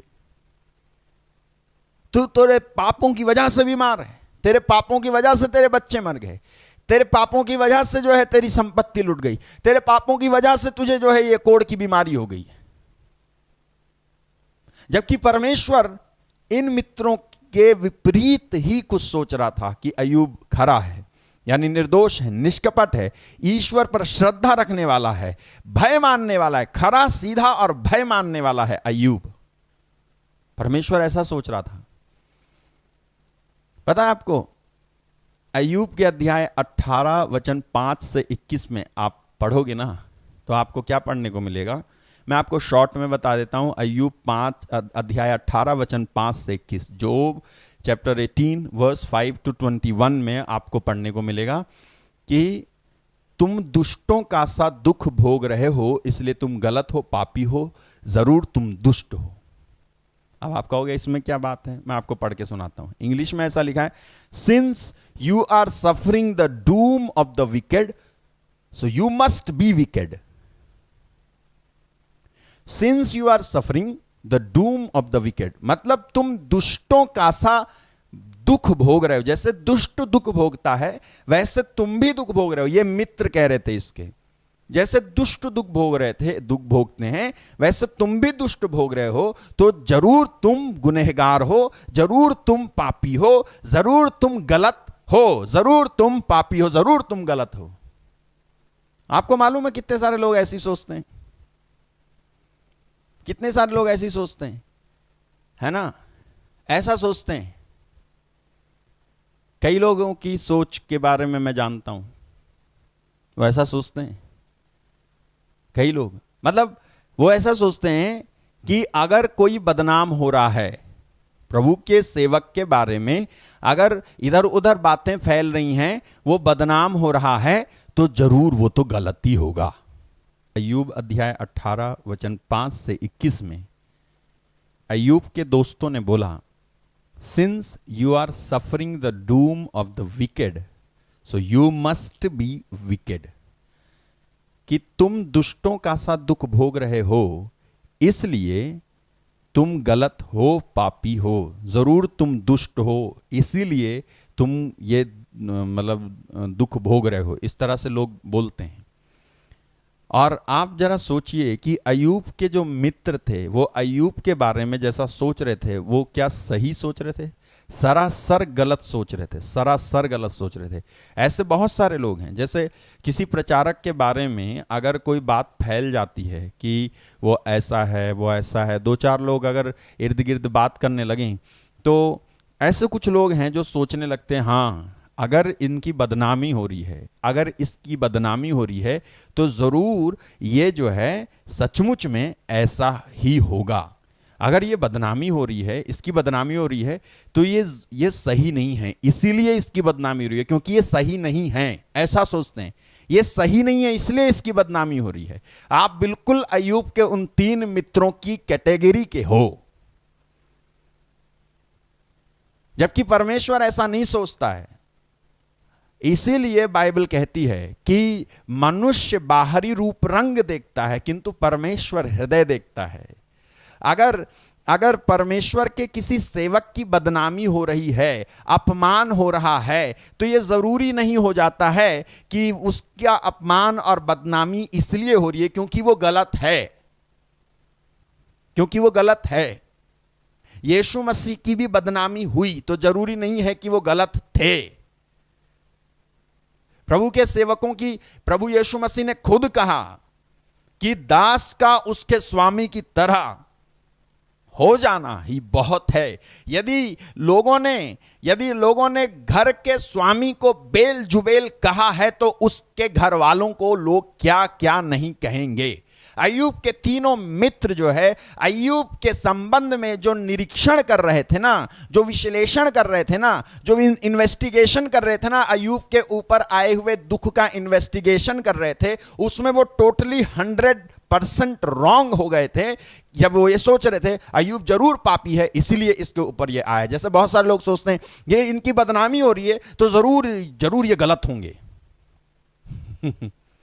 मेरे भाई मेरी बहन, ऐसा नहीं है कि अगर बदनामी हो रही तो गलत होंगे, बल्कि ऐसा है कि आप ना एंड देखो। And, what is the end, what is in the end. आप अंत देखो, आप बीच में मत देखो, आप अंत देखो। आप देखो कि वो परमेश्वर की सेवा कर पाने में अंत तक सफल होता है या नहीं होता है। परमेश्वर की सेवा कर पाने में, परमेश्वर के वचन को सुना पाने, पहुंचा पाने में वो अंत तक सफल होता है या नहीं। और पौलुस ने साफ साफ लिखा है कि आप होते कौन हैं दूसरे के सेवक पर उंगली उठाने वाले। उसका स्वामी उस पे उंगली उठाएगा ना, जिसने उसको चुना है वो उस पे उंगली उठाएगा। अय्यूब के तीनों मित्र अय्यूब के बारे में गलत थे, जबकि अय्यूब के बारे में परमेश्वर की सोच अय्यूब के तीनों मित्रों से बिल्कुल डिफरेंट और अलग थी। अय्यूब के बारे में अय्यूब के तीनों मित्रों को पता नहीं था कि अय्यूब जो है इन सारी विपत्तियों को होते हुए, इसमें से गुजरते हुए निकल करके जाएगा और अंत में उसको दुगना मिलेगा, दुगना। हालेलुया, दुगना। भविष्यवाणी का वरदान होता ना तो ये अय्यूब को और ज्यादा निराश नहीं करते उसके गहनतम दुख के वक्त में। आपको ऐसे लोग मिलते होंगे जब आप ऑलरेडी दुखी हैं तब आके आपको और दुखी करेंगे। आपके घावों पर मरहम लगाने की जगह उसको और खोदने की कोशिश करेंगे, उसमें और ज्यादा नमक छिड़कने की कोशिश करेंगे। Be careful such friends. ऐसे लोगों से सावधान रहना। यीशु ने कहा मनुष्यों से सावधान रहो, सावधान रहना। जब आप सबसे ज्यादा दुखी होंगे ना तब वो आकर के आपके दुखों के बारे में पूछेंगे। प्रार्थना करने के लिए जानकारी नहीं लेंगे वो कि चलो इनके लिए प्रार्थना करते हैं। फोन करके पूछेंगे क्या हुआ, कि उस समय आकर के लोग आपके जख्मों पे नमक छिड़केंगे। ऐसे लोगों से सावधान रहना। उनके अंदर भविष्यवाणी का वरदान नहीं है, वो आपको सांत्वना नहीं देंगे बल्कि वो आपको और ज्यादा दुख देंगे। वो और ज्यादा आपको पीड़ित करेंगे, और ज्यादा आप परेशान हो जाएंगे, निराश हो जाएंगे। मेरे भाई मेरी बहन, भविष्यवाणी का वरदान हमेशा जब काम करता है वो सांत्वना देगा। ठीक है, सांत्वना आएगी, आपके अंदर एक शांति आएगी। मेरे भाई मेरी बहन, आपके अंदर एक शांति आएगी, एक उम्मीद जगेगी, एक अंदर से अच्छा सा लगेगा उनकी बातें सुन करके। वो आपको फोन करेंगे, दुख पूछेंगे, जान के प्रार्थना करने के लिए थोड़ी ना, आपके दुखों के बारे में जान करके आपके बारे में इधर उधर फैलाने के लिए पूछेंगे। ऐसे लोगों से सावधान रहना। ऐसे लोगों को अपना दुख भी मत बताना, ठीक है, बताना मत बिल्कुल भी। आप जो है ऐसे लोगों से दूर रहें और प्रभु के जितना ज्यादा करीब आ सकते हैं उतना ज्यादा करीब आए, क्योंकि प्रभु के जो लोग हैं वो अलग हैं। प्रभु के लोगों के अंदर आपको सांत्वना देने की, अगर उनको कुछ पता भी चलेगा आप गलत हैं तो वह आपको बताएंगे कि आप गलत हैं, साथ में वो आपको सांत्वना की बात भी बताएंगे कि ऐसा करो, ऐसा करो। ठीक है मेरे भाई मेरी बहन, तो ये लोगों का, ये वो लोग हैं जिनके अंदर भविष्यवाणी का वरदान नहीं है, और इसलिए क्योंकि भविष्यवाणी का वरदान नहीं है इसलिए उनके अंदर सांत्वना भी नहीं है। वो सांत्वना क्या दें उनको, वो तो खुद ही जो है परेशान हैं और उनसे नफरत करते करते रहते हैं, जीते जीते रहते हैं इस तरह से। ओके, तो और मैं आपको बताने जा रहा हूं, आप ध्यान से सुनना। एक दूसरी घटना प्रेरित चरित्र के अध्याय 28 वचन 1 से 6 में, प्रेरित चरित अध्याय 28 वचन 1 से 6 में यहाँ एक टापू है मेलिता। मेलिता इसको बोलते हैं माल्टा। एक टापू है माल्टा, अभी भी है ये। यहाँ देखो क्या हुआ, जब ये लोग तूफान से बच गए थे, यीशु के ये जो चेला था पौलुस और उसके साथ 276 लोग जो थे, वो जो बच गए थे तूफान से बचने के बाद में, वो माल्टा नामक मेलिता नामक एक टापू पर पहुंचे थे। और वहां पर क्या होता है देखिए, लिखा है बच जाने के बाद ही हमें पता चला कि टापू का नाम मेलिता है, यानी माल्टा है। वहां के निवासियों ने हमारे साथ बड़ा अच्छा व्यवहार किया। पानी बरसने लगा था और ठंड पड़ रही थी, इसलिए उन्होंने आग जलाकर हम सबों का स्वागत किया। पौलुस लकड़ियों का गट्ठा बटोर कर आग पर रख ही रहा था कि एक सांप ताप के कारण उसमें से निकलकर उसके हाथ पर लिपट गया। किसके हाथ पे लिपट गया? पौलुस के हाथ पे लिपट गया एक सांप। टापू के निवासी उसके हाथ में सांप लिपटा देखकर आपस में कहते थे, निश्चय ही यह व्यक्ति हत्यारा है। आप जरा सोचो कि ये जो है क्या सोचने लगे पौलुस के बारे में। पौलुस था कौन? परमेश्वर का सेवक। लेकिन एक सांप उसके हाथ में लिपट गया तो वो सोचने लगे ये हत्यारा है। और आगे क्या बोले? यह समुद्र से तो बच गया, किंतु न्याय देवता ने उसे जीवित नहीं रहने दिया। यह समुद्र से तो बच गया, किंतु न्याय देवता ने उसे जीवित नहीं रहने दिया। समुद्र से तो बच गया, लेकिन न्याय देवता ने उसे जीवित नहीं रहने दिया। आप देखो, वो कहते हैं ये हत्यारा है, ये समुद्र से तो बच गया, लेकिन न्याय देवता ने इसे जीवित नहीं रहने दिया, ऐसा वो बोल रहे हैं। ओके, अब देखो क्या होता है। आगे लिखा है वे समझ रहे थे। हाँ, फिर लिखा है पौलुस ने सांप को आग में झटक दिया और उसे कोई हानि नहीं हुई। इस दौरान फिर हानि नहीं हुई, लिखा है वे समझ रहे थे कि वह सूज जाएगा या अचानक ढेर हो जाएगा। जब देर तक प्रतीक्षा करने के बाद वे यह देख रहे थे कि इसे कोई हानि नहीं हुई, किसे कोई हानि नहीं हो रही है, तो वो अपना मन बदल कर कहने लगे कि ये देवता है। देखा आपने? अपना मन बदल कर कहने लगे ये देवता है। मनुष्य, आप देखो, ये वो मनुष्य हैं जिनके अंदर भविष्यवाणी का वरदान नहीं है। ठीक है, इन्होंने इनकी सोच ऐसी है कि भविष्यवाणी के वरदान के बिना, इनकी सोच ऐसी है कि जब पौलुस के ऊपर मुसीबत आई, उसके हाथ पे सांप लिपट गया, तब ये बोलने लगे कि जरूर ये हत्यारा है, ये समुद्र से तो बच गया, लेकिन इसको न्याय देवता, वो सांप को समझ रहे हैं न्याय देवता। ठीक है, सांप को न्याय देवता ने इसे नहीं छोड़ा। और पौलुस ने उस दौरान उस सांप को ऐसे झटक दिया और जो है वो सांप गिर गया और जो है पौलुस आराम से बैठ के तापने लगा। तब ये देर तक देखते रहे कि अभी सूज जाएगा, अभी जो है ये ढेर हो जाएगा, ये आदमी अभी मर जाएगा। क्योंकि बताऊं आपको, सच्चाई ये है कि सांप ने पौलुस के हाथ में लिपटते वक्त काट लिया था। यहां लिखा नहीं है, लेकिन आप स्टडी करेंगे आप पाओगे सांप ने काटा था पौलुस को, लेकिन कुछ नहीं हुआ जब पौलुस को। तो वो अपना मन बदल करके कहने लगे कि ये देवता है। मन बदल करके, सिचुएशन के अनुसार लोगों के दिमाग चेंज होते हैं। ये वो लोग हैं जिनके अंदर भविष्यवाणी का वरदान नहीं है। परिस्थिति विपरीत होगी आपकी, तब लोग जो है अपनी भाषा बदल करके आपकी बुराई करने लगेंगे, और जैसी परिस्थिति आपके अनुकूल हो जाएगी, फिर से यही लोग आपकी बड़ाई करने लगेंगे। ये आपके घर आना छोड़ देंगे, फिर बाद में यही आपके घर आने लगेंगे। ये आपको फोन करना कभी छोड़ देंगे, बाद में यही फोन करने लगेंगे। मेरे भाई मेरी बहन, क्या परमेश्वर का संदेश नहीं समझते तुम? क्या परमेश्वर आपको उन लोगों में और उन लोगों में अंतर नहीं दिखाता है जो दुनिया के हैं और जो प्रभु के हैं?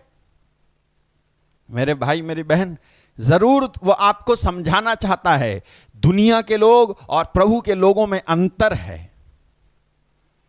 जब आपकी परिस्थिति जो है विपरीत होती है तो लोग आपका साथ छोड़ देते हैं, जब अनुकूल होती है तो लोग आपके साथ आ जाते हैं, जब विपरीत होती है तो आपकी ही बुराई करते हैं, कहते हैं अरे वो तो ऐसा है, वो तो ऐसी है, वो तो वैसा है। ये वो लोग हैं जिनमें भविष्यवाणी का वरदान नहीं है। लेकिन जिसके अंदर भविष्यवाणी का वरदान होगा ना, वो आपकी विपरीत परिस्थिति में भी आपके साथ खड़ा रहेगा। याद रखना, विपरीत परिस्थिति में भी वो आपके साथ खड़ा रहेगा। अगर किसी दिन मौका मिलेगा ना तो मैं आपको बताऊंगा कि परमेश्वर के सेवक के साथ खड़े रहने में आशीष है। परमेश्वर के सेवक के साथ, आपको मालूम है यीशु मसीह ईश्वर की ओर से आए हुए ईश्वर के पुत्र थे। अधिकतर लोग उनके समकालीन जो थे उनको जानते नहीं थे कि ये सच में ईश्वर के पुत्र हैं। लेकिन जो लोग उनके साथ थे, 12 चेले में से एक जरूर वो हो गया था, भटक गया था। लेकिन जो 11 थे, 11 के 11 उसके साथ थे। क्या उन्होंने यीशु के बारे में दूसरे लोगों से नहीं सुना था? क्योंकि यीशु ने एक बार पूछा भी था कि लोग मेरे बारे में क्या कहते हैं, तो उन्होंने कहा कोई कहता है आप नबी यिर्मयाह हैं, ईसायास हैं, और या एलिय्याह हैं, इस तरह से कहते हैं, ये बोला था।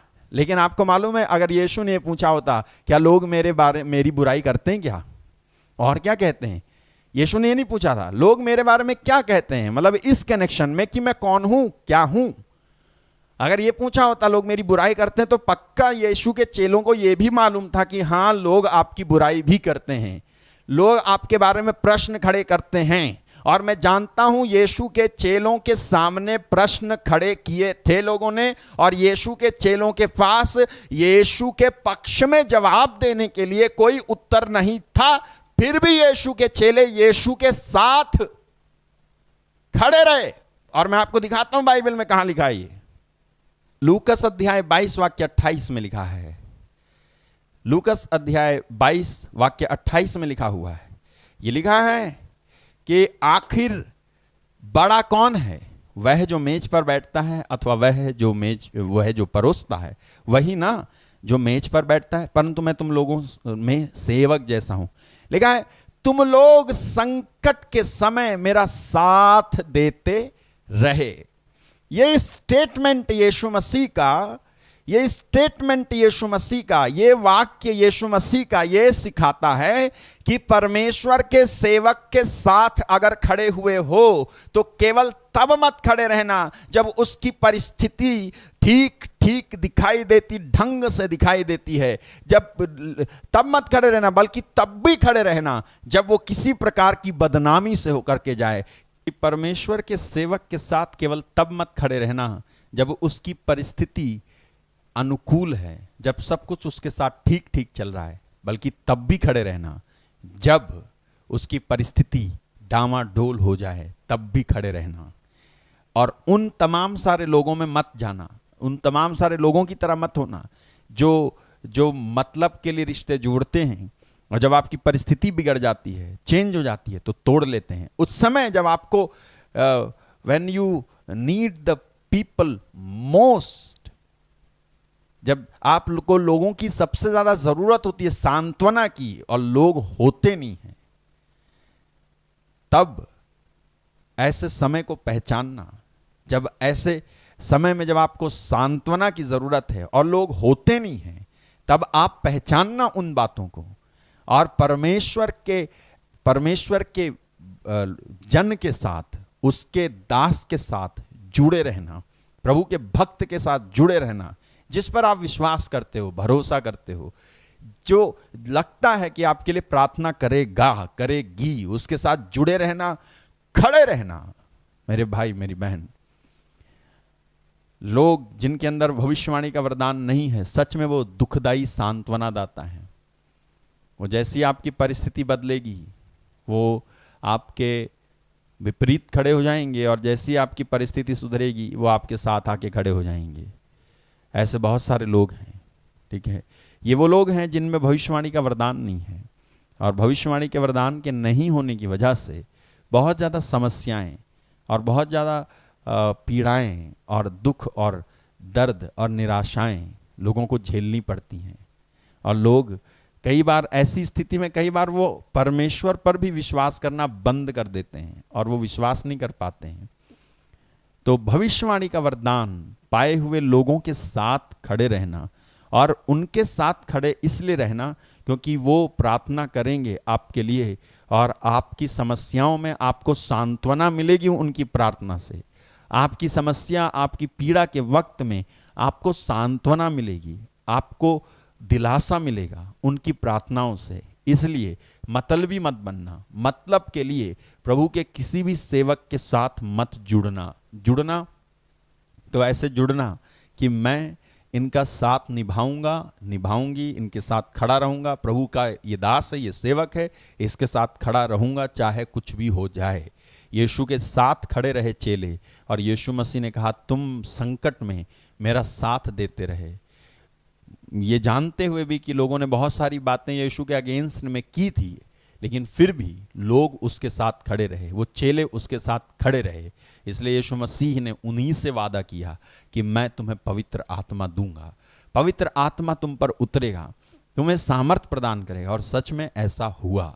मेरे भाई मेरे बहन, आइए हम इस समय प्रार्थना करें और प्रभु से विनती करें कि प्रभु मुझे भविष्यवाणी के वरदान को प्रदान कीजिए, जिससे कि मैं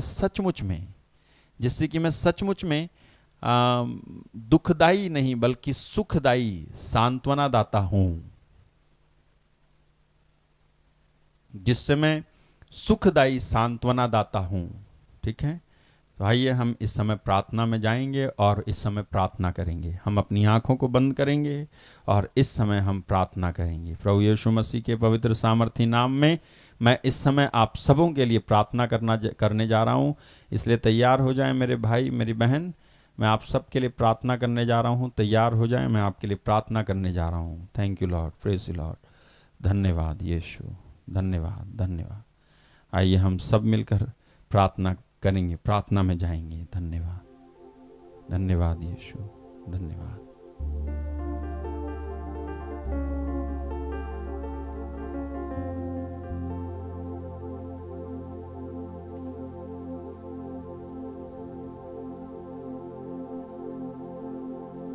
यीशु बुला रहा, यीशु बुला रहा, तेरा नाम ले लेकर तुझे यीशु बुला रहा, यीशु बुला रहा, यीशु बुला रहा, तेरा नाम ले लेकर तुझे यीशु बुला रहा, यीशु बुला रहा,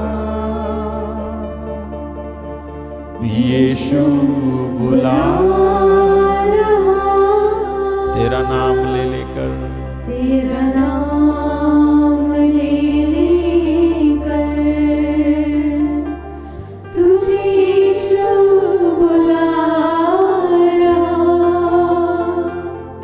तेरा नाम ले लेकर तुझे यीशु बुला रहा। क्या पाएगा तू जीत कर इस दुनिया को, क्या पाएगा तू जीत कर इस दुनिया को, क्या लाभ होगा खोकर आत्मा को, क्या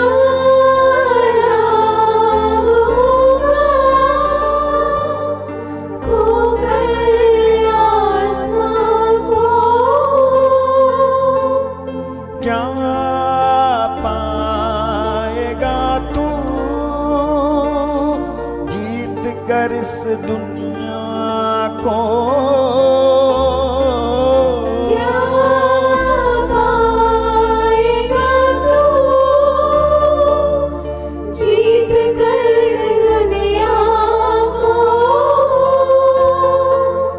क्या लाभ होगा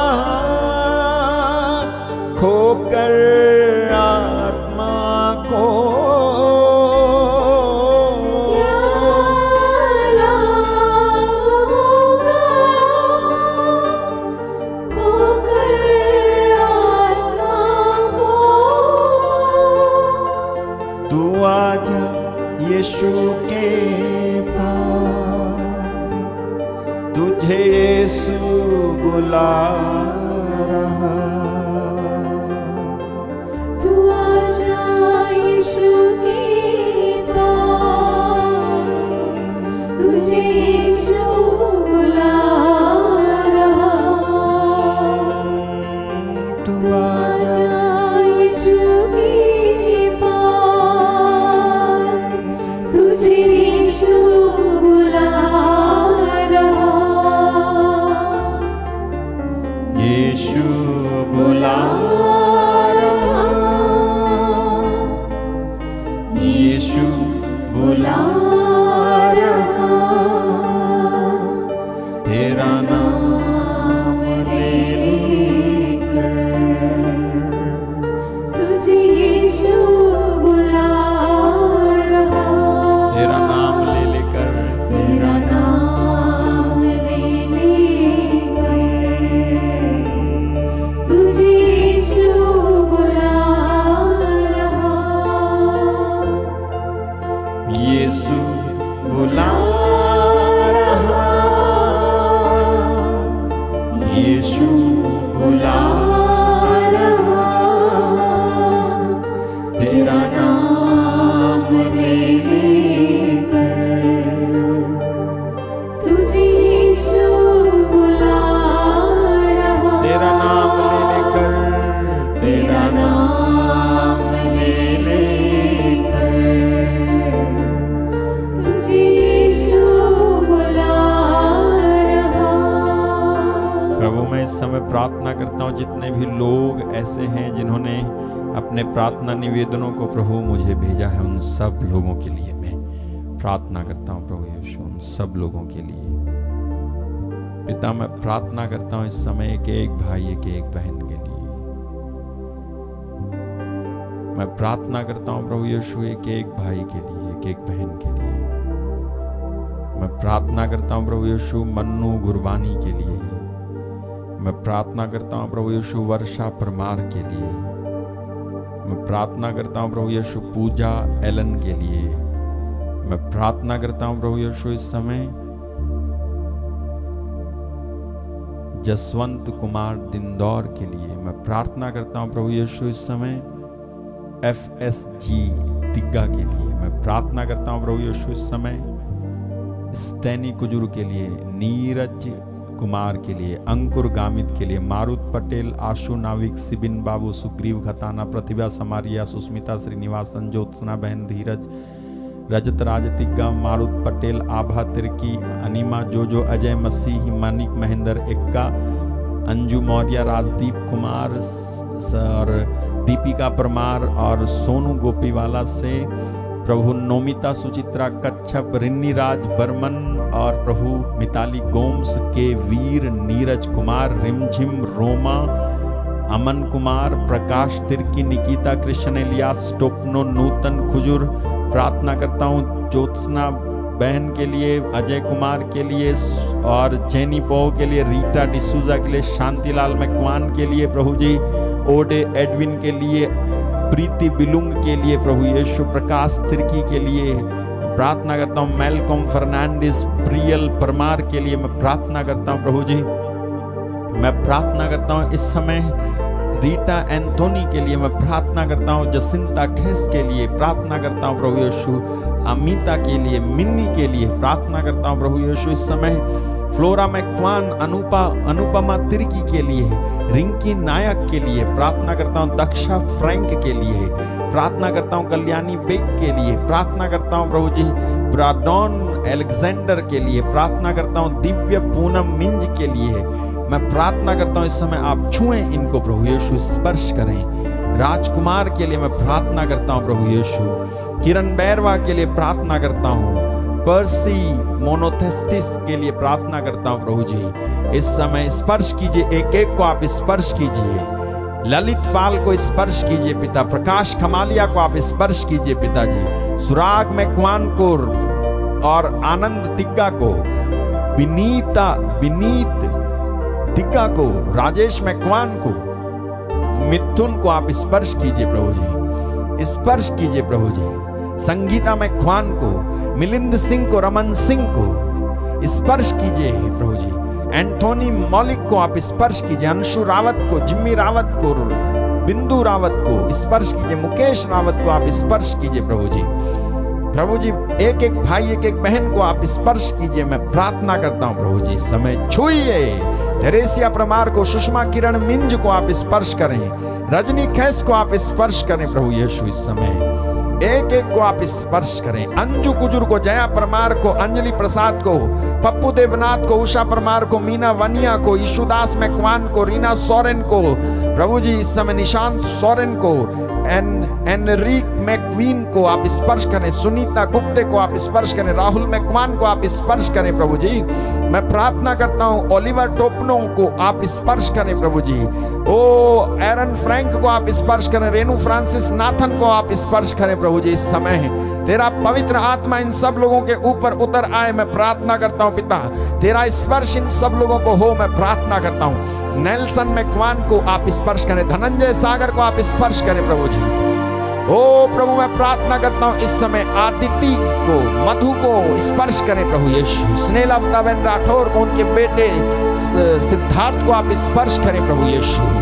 मैं प्रार्थना करता हूं इस समय नीलम मिंज को आप स्पर्श करें, पुनीता मैक्वान को आप स्पर्श करें प्रभु यीशु, रेणुका को आप स्पर्श करें, स्पर्श करें प्रभु यीशु। इस समय छुएं छुएं छुएं अनीमा जोजो को, निर्मला को आप छुएं प्रभु यीशु, श्वेता तिर्की को आप छुएं प्रभु यीशु। ओ प्रभु जी, काजल वाराडे को आप छुएं प्रभु यीशु, मैटिल्डा फ्रांसिस को आप छुएं प्रभु यीशु। ओ पिता मैं प्रार्थना करता हूं जो लोग रो रहे हैं, साहिल और स्मृति को आप छुएं प्रभु। इस समय स्पर्श कीजिए, एक एक भाई को, एक एक बहन को आप स्पर्श कीजिए। मैं प्रार्थना करता हूं तेरा सामर्थ्य उनके ऊपर उतरे प्रभु जी, तेरा नूर इनके ऊपर आए, मैं प्रार्थना करता हूं प्रभु जी। तेरा अभिषेक इनके ऊपर आए, मैं प्रार्थना करता हूं प्रभु जी। एक एक भाई एक एक बहन पर तेरी दया, तेरी कृपा, तेरा अनुग्रह उतर आए पिताजी। मैं प्रार्थना करता हूं इनके लिए, मैं विनती करता हूं प्रभु आप इन्हें स्पर्श करें, प्रभु आप इन्हें स्पर्श करें, स्पर्श करें प्रभु जी, स्पर्श करें। नीरज कुमार को स्पर्श करें प्रभु यीशु, स्पर्श करें प्रभु जी, स्पर्श करें। हालेलुया। नीलेश भाई को आप स्पर्श करें इस समय, नीलेश भाई को आप स्पर्श करें प्रभु जी। प्रियानाथ नायक को आप स्पर्श करें, रंजीता लकड़ा को आप स्पर्श करें प्रभु यीशु। जो लोग इस समय प्रार्थना कर रहे हैं मेरे साथ, उनको आप छुएं, उनको आप स्पर्श करें। Hallelujah hallelujah. बिंदल वघेला को आप स्पर्श करें प्रभु जी, ओ स्पर्श करें। शबीना भंगेरा को आप स्पर्श करें प्रभु यीशु, स्पर्श करें। इनके सारे निवेदनों को प्रभु यीशु मैं आपके हाथों में सौंपता हूं। जिन जिन लोगों को प्रभु यीशु रिमझिम को आप स्पर्श करें, जिन जिन लोगों को प्रभु जी, प्रिया भूत कुमार को आप स्पर्श करें, जिन जिन लोगों को प्रभु जी शैतान ने अपने कब्जे में कर रखा है प्रभु यीशु, शैतान ने अपने नियंत्रण में कब्जे में कर रखा है प्रभु यीशु के नाम से वो सब बाहर आ जाए पिता। मैं प्रार्थना करता हूं निकिता कृष्ण के लिए, इनके पापा के लिए प्रार्थना करता हूं, इन्हें छुएं प्रभु यीशु। प्रतीक्षा को आप छुएं प्रभु जी, सरोज बहन को आप छुएं, मीना दीक्षित को आप छुएं, सरोज क्रिस्टी को आप छुएं। हालेलुया। अमित को आप छुएं, चंचल को आप छुएं, इनके परिवार को आप छुएं, शाजी को आप छुएं प्रभु जी, खोई वाला पंकेश को आप छुएं। हालेलुया। बरबारा डी रोजारियो को सब बुरी रिश्तों बुराई से रक्षा कीजिए पिताजी। हालेलुया। डेविड एक्का को, संजय धावी को, अनुग्रह धोबी को आप स्पर्श करें प्रभु जी, जेनिता निनामा को आप स्पर्श करें, प्रार्थना करता हूं प्रभु Yeshu. Hallelujah hallelujah hallelujah hallelujah hallelujah. Yeshu तेरी स्तुति हो। लव कुश को, कुलदीप को आप स्पर्श करें प्रभु यीशु। छुए अशोक टीके को, इनकी मम्मी के लिए प्रार्थना करता हूं प्रभु यीशु। ओ साईं, सीने में जो दर्द है नीरज कुमार के, इसके लिए प्रार्थना करता हूं। छुए प्रभु यीशु। ओ रेनू फ्रांसिस नाथन के केस के हटने के लिए मैं प्रार्थना करता हूं। सुषमा गुड़िया के लिए प्रार्थना करता हूं। सुमन टोपनोकुल के लिए प्रार्थना करता हूं प्रभु Yeshu. Hallelujah hallelujah hallelujah hallelujah. स्पर्श करें, स्पर्श करें, स्पर्श करें, स्पर्श करें प्रभु, स्पर्श करें। उषा परमार को आप स्पर्श करें। Hallelujah hallelujah hallelujah hallelujah. छुइए छुइए प्रभु यीशु। जो लोग प्रभु बहुत ज्यादा बीमार हैं, उमेश मैकवान को स्पर्श कीजिए। संजय परमार को आप स्पर्श कीजिए। जो लोग बहुत ज्यादा बीमार हैं प्रभु, उनकी बीमारी से चंगाई के लिए मैं प्रार्थना करता हूँ। जो लोग बहुत ज्यादा पीड़ित हैं प्रभु यीशु, उनकी पीड़ाओं से बाहर उनको निकालिए। कुलबीर कौर को, उनके पति के लिए प्रार्थना करता हूँ प्रभु यीशु। परसी के लिए प्रार्थना करता हूँ प्रभु यीशु। दानिश जॉन के लिए प्रार्थना करता हूँ प्रभु यीशु। स्पर्श करें, स्पर्श कीजिए पिताजी, स्पर्श कीजिए, स्पर्श कीजिए पिता, स्पर्श कीजिए, स्पर्श कीजिए, स्पर्श कीजिए। Hallelujah hallelujah.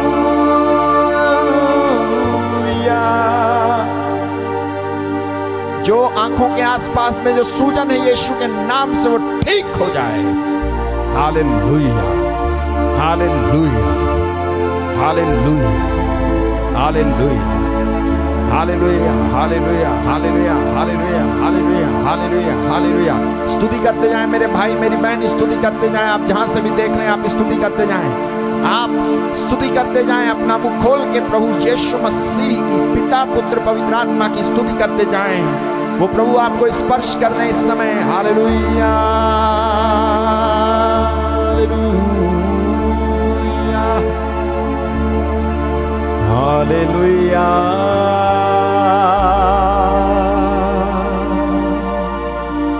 हालेलुया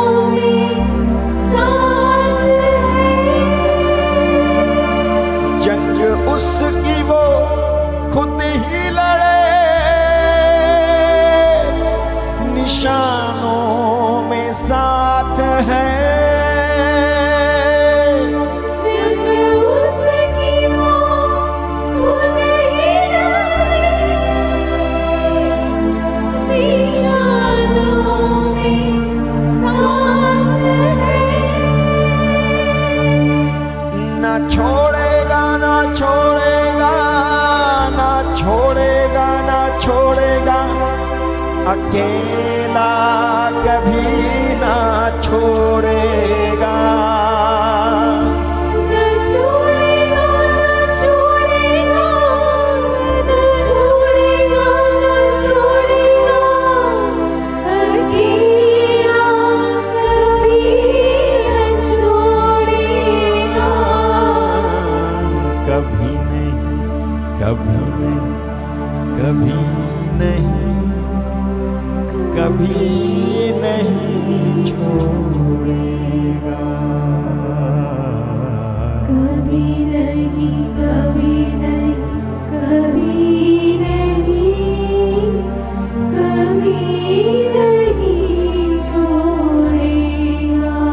पिता जितने भी लोगों को दर्द है, तकलीफ है, जितने भी लोगों को समस्या है, जितने भी लोगों को प्रॉब्लम है, प्रभु यीशु मैं प्रार्थना करता हूँ एक एक भाई को, एक एक बहन को आप छुएं, स्पर्श करें प्रभु यीशु। प्रियंका चौहान को आप स्पर्श करें, हैली को आप स्पर्श करें प्रभु यीशु।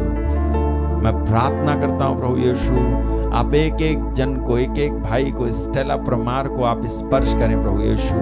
एक एक जन को आप स्पर्श करें, जो भी रोगी हैं, जितने भी लोग ये लिख रहे हैं और जो नहीं लिख रहे हैं, भाई गोविंद को आप स्पर्श करें, प्रभु काजल को आप स्पर्श करें। जिसको भी तकलीफ है, जिसको भी प्रॉब्लम है, यीशु के नाम से इस समय आप ठीक हो रहे हो, आप ठीक हो रहे हो। आप ग्रहण करो यीशु के नाम से। मैं ग्रहण करता हूं मेरी चंगाई को, ऐसे ग्रहण करें। मैं ग्रहण करती हूं मेरी चंगाई को यीशु के नाम से। मैं ग्रहण करती हूं यीशु के नाम से। आप कहें ग्रहण करूं, मैं ग्रहण करूं यीशु के नाम से। मैं ग्रहण करता हूं, मैं ग्रहण करता हूं यीशु के नाम से। प्रार्थना करें। एम रिंसिया टोपो ग्रहण करें यीशु के नाम से। प्रार्थना करें, प्रार्थना करें। प्रभु आपको स्पर्श कर रहा है इस समय, विश्वास करें प्रभु आपको स्पर्श कर रहा है।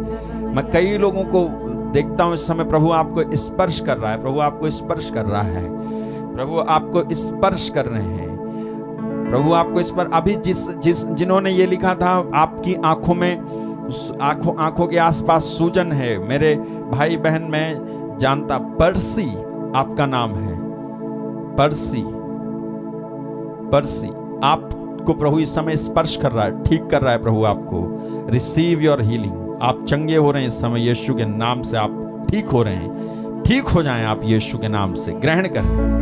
Hallelujah, hallelujah, hallelujah. Raman Singh प्रभु तुझे छू रहा है, चिल्ला इस समय जोर से यीशु के नाम को और डांट उन आत्माओं को यीशु के बल में और विश्वास में होकर के। वो आत्माएं तुझे छोड़ करके नष्ट हो जाएंगी। घुड़क उन पर, लताड़ उनको यीशु के नाम से। Hallelujah, hallelujah, hallelujah, hallelujah. प्रभु आप में से कई लोगों को इस समय स्पर्श कर रहे हैं। धन्यवाद, धन्यवाद, धन्यवाद, धन्यवाद। यीशु आपकी स्तुति हो, यीशु आपको धन्यवाद, धन्यवाद। प्रभु तेरी स्तुति हो। एक एक भाई को, एक एक बहन को, एक एक बच्चे को, एक एक बच्चे को आप छुएं, एक एक बीमार को आप छुएं प्रभु। जितने भी लोगों को एलर्जी प्रॉब्लम है, आस्थमा की प्रॉब्लम है, यीशु के नाम से बी हील। यीशु के नाम से ठीक हो जाओ, आप ठीक हो जाओ। बवासीर की प्रॉब्लम यीशु के नाम से ठीक हो जाए। पाइल्स की प्रॉब्लम यीशु के नाम से ठीक हो जाए। जो चेस्ट पेन है यीशु के नाम से ठीक हो जाए। जो कानों में तकलीफ है, दर्द है, यीशु के नाम से ठीक हो जाओ। Hallelujah, hallelujah, hallelujah. प्रार्थना करता हूं प्रभु यीशु, एक एक भाई, एक एक बहन को आप इस समय स्पर्श करें, छुएं प्रभु यीशु। तेरे नाम पर मैं प्रार्थना करता हूं, एक एक जन को आप छुएं यीशु के नाम से, यीशु के नाम से। एक एक जन स्पर्श पाएं, एक एक जन। हालेलुया। पेट की तकलीफ से लोगों को छुटकारा मिल रहा है। ट्यूमर और जो जिनको टीबी है, टीबी फेफड़े में, लंग्स प्रॉब्लम ठीक हो रहा है इस समय। विश्वास करें यीशु के नाम से। Hallelujah, hallelujah. पथरी ठीक हो रही है यीशु के नाम से। यीशु के नाम से आप रिजेक्ट करें बीमारियों को। यीशु के नाम से कहें, मैं रिजेक्ट करता हूं बीमारी तुझे। यीशु के नाम से मैं रिजेक्ट करता हूं, मैं अपने शरीर में तुझे नहीं रहने दूंगा। मैं यीशु के नाम से कहता हूं, मेरे शरीर को छोड़ और निकल जा। हालेलुया। धन्यवाद यीशु, तेरी स्तुति हो, तेरी महिमा हो। तुझे धन्यवाद, तुझे धन्यवाद, तुझे धन्यवाद, तुझे धन्यवाद, तुझे धन्यवाद, तुझे धन्यवाद, तुझे धन्यवाद, तुझे धन्यवाद, तुझे धन्यवाद। हालेलुया।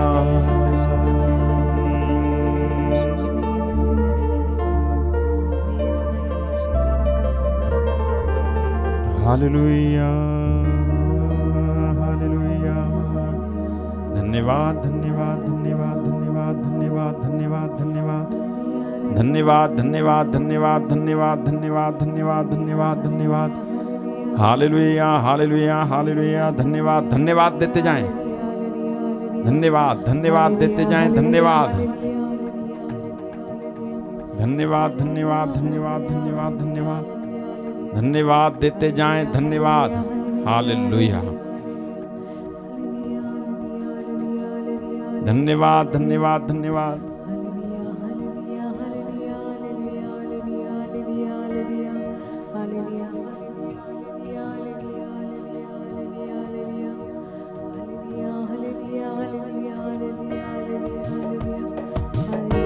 धन्यवाद देंगे हम उसे।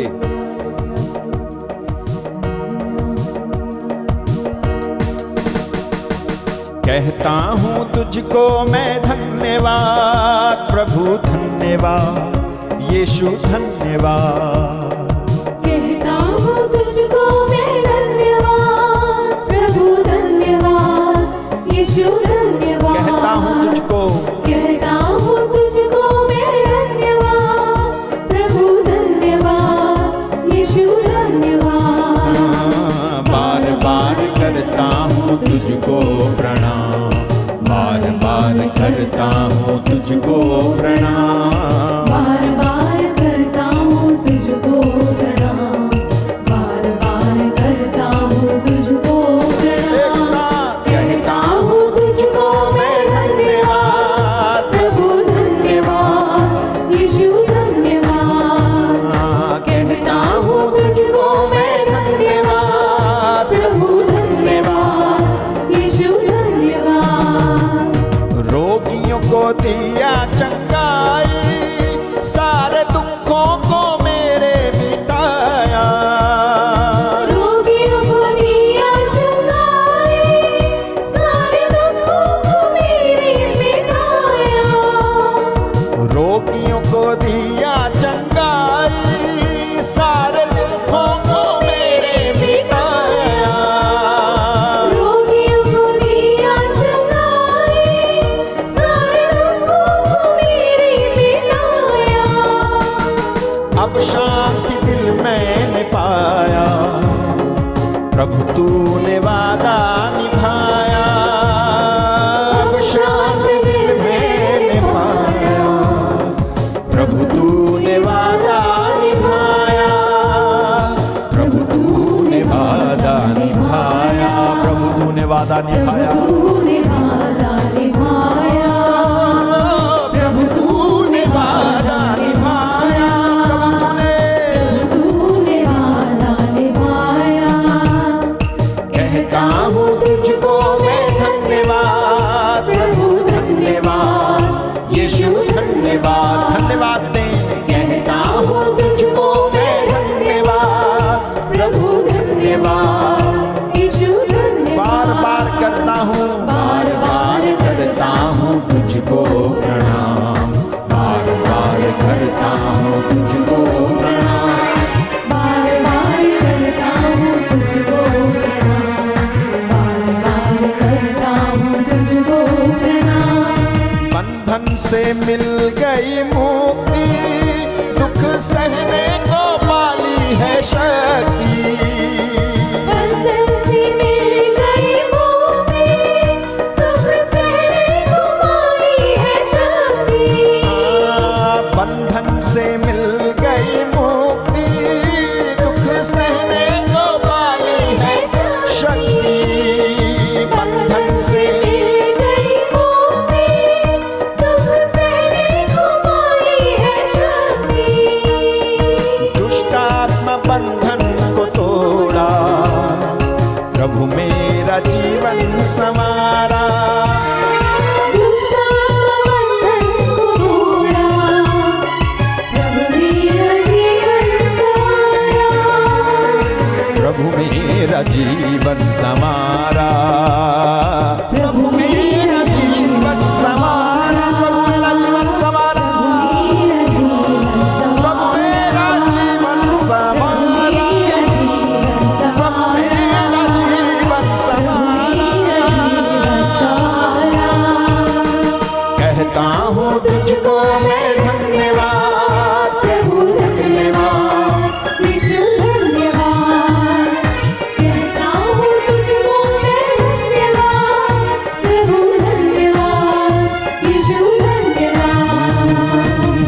बार बार करता हूँ तुझको प्रणाम, बार बार करता हूँ तुझको बार बार करता हूँ तुझको प्रणाम, बार बार करता हूँ तुझको बार बार करता हूँ तुझको प्रणाम, प्रभु बार बार करता हूँ तुझको यीशु, बार बार करता हूँ तुझको प्रणाम, यीशु, बार बार करता हूँ तुझको प्रणाम।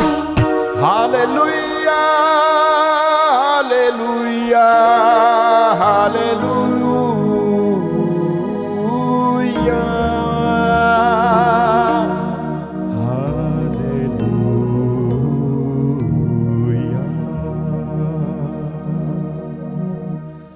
विश्वास करें मेरे भाई मेरी बहन, आप में से हर एक को प्रभु ने इस समय छुआ है, स्पर्श किया है और आप चंगे हुए हैं। विश्वास करें, आपने ब्लेसिंग पाई है, आपने आशीष पाई है।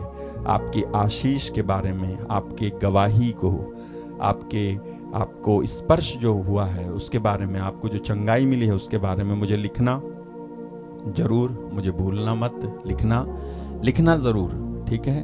और जितने भी लोग ऐसे हैं जिनका प्रार्थना निवेदन है, आप ज़रूर मुझे लिखना। प्रभु आपको बहुत बहुत आशीष दे, प्रभु आपको बहुत आशीष दे और आप प्रभु में बने रहें, प्रभु में बरकरार रहें, ठीक है।